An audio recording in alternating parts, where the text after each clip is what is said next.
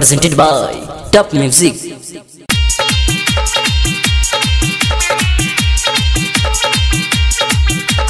जो बना पकाते पकाते राते पकाते भटरा मिलो पकाते राते पकाते जो बना पकाते पकाते भइल मोरे शादी देला सगुआ फसाई करेला उ काम जैसे करेला कसाई सखी भतरा मिलले ऐसन बाटे जो बना पकाट लेता दांते सखी भतरा मिलले ऐसन बाटे जो बना पकाट लेता दांते भइल मोरे शादी देला सगुआ फसाई करेला उ काम जैसे करेला कसाई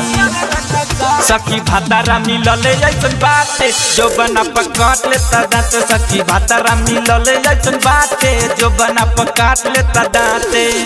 Music why DJ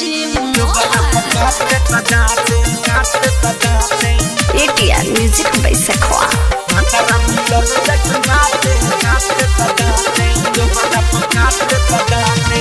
का बताई सखी कितना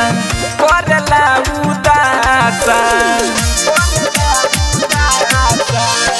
दिन रात मुआ ना खाली करता वेलासा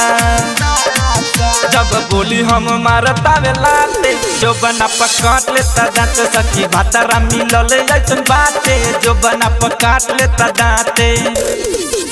Music why DJ Mixed by Kolu Aishwarya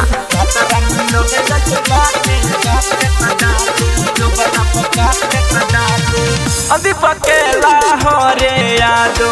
बुझले ना बात रे बंसीला ले यादो कबू कोई दी है घाट रे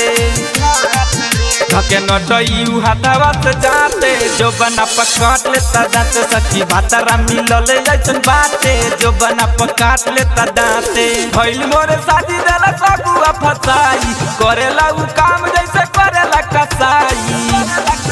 सखी भतरा मिलले ऐसन बाटे जो बना पकाट लेता दांते सखी भतरा मिलले ऐसन बाटे जो बना पकाट लेता दांते Recording by ADR Music by Sekhwa।